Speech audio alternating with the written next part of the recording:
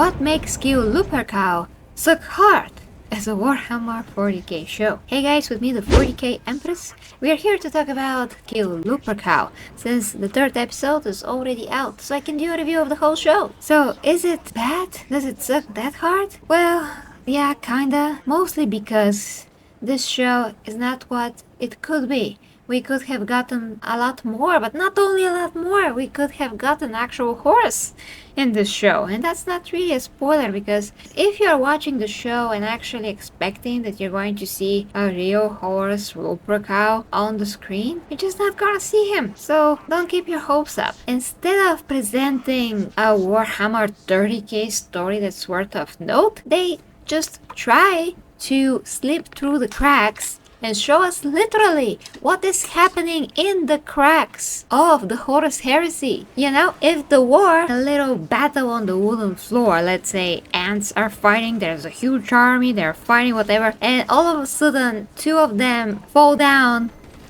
in one of the cracks of the floor, you will get that story in that crack, guys. It is really that. And although I do appreciate those characters on screen, you know, the princeps that were like the main characters here, and you get to see some insights on how is it to be a princeps? What was like to command such a huge freaking walking machine, and how stressful it was when the Horus Heresy hit. All of those things are interesting, but what we got here in the grand scheme of things in Warhammer Plus, it is still absolutely the bottom of the barrel compared to what we could have gotten. And I'm not sure why some people like to advocate for the smallest possible stories of 40k.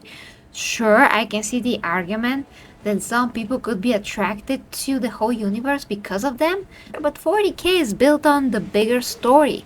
What makes Warhammer 40k is why we love it. It is the Imperium, it is the Astartes, it is the Emperor of Mankind, what mystery he is, the story about the Primarchs and the Horus Heresy, and after that everything is built on this. So for some people to push that small stories are okay, they might attract new fans or whatever, you are not subscribing to Warhammer 40 Plus if you're not already a 40k fan.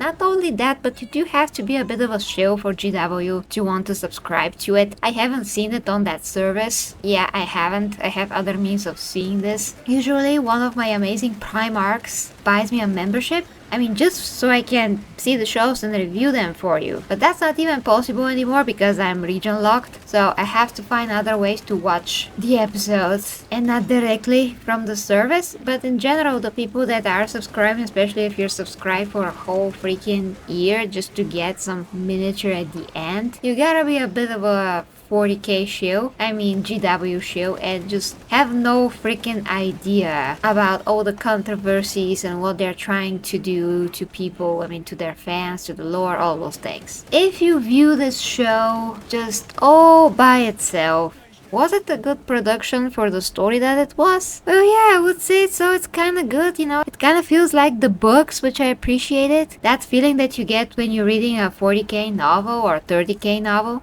Kind of gives you that feeling, so I do appreciate that. I do like it, actually, for what it is, just standing alone. But the point is that if I was GW, and I know why 40k is so big and so popular, just getting more popular actually each year, although it's been around for almost 40 years, but people are discovering a lot of that now. People are discovering 40k now, and it's going to be in the public domain. So my hope is always that we see main 40k and not much of the side stories, because again, the side stories are just that. You don't get any world building, you don't know who these characters are, you don't know what they do and how they function, what's their motivation, just here for the Emperor, and that's freaking it. A lot of people, let's say, play the Space Marine 2 game in the Space Marine 1 game, and they got into 40k through that, and that's totally fine. But Space Marines, how they epic they are, what commanding presence they have, and how they kick ass on screen, is something a lot more compelling that we can just see in other 40k stories that could present a much smaller part of the universe with much smaller characters. Now there's very compelling characters like some commissars. Commissar King comes to mind, or Commissar, and yeah, that's one of these stories that maybe you can get into 40k because you're gonna be very interested. Who is this guy? Why is he so driven to defeat these nasty orcs? And at least you will know what are orcs from other stuff that you see. I mean, of course, orcs from 40k are different, but you know what I mean. It's something familiar to many people that are into fantasy or sci-fi. Okay, back to the show. So the show is good. It's good. I like it. I just don't like to see these types of stories because we are cheated on from what we can actually see. We could have actually seen a part of Horus' invasion. Why not show how he did something? You know, something that maybe is not in the books or something that is in the books. Maybe it's not that big, but it's still him acting. It is his thought process, how he is thinking. Why does he hate the Emperor? At least show us a glimpse of that. We know that if you read Horus Rising, another of the Horus Heresy books, you would know, but still, why not show some of that? Just bring it all together, or bring a part of that together, make it a good animated series. Maybe that's going to be in a conflict with the new Amazon series, like who the heck knows? And there was rumors, and basically not rumors, but seems like confirmed news, that one of the latest Dan Abnett books, I also mentioned that before, is delayed just because they want to connect it to what is actually coming from Amazon and Henry Cavill, which is probably great, I hope, because in Henry Cavill we trust in his judgment and love towards the 40k, because if this isn't good, he wouldn't sign on the dotted line. That's what I think. So I really hope so. I'm really hopeful for that. So this show may be just a filler. Basically, guys, yeah, I mean, it's a filler. That's my final verdict. If they don't want to show main 40k lore on their whole service with their animations, and they want to show side stories, I know some of those could be really good and compelling, like Pariah Nexus, that was really good. They can do that. Maybe they really want to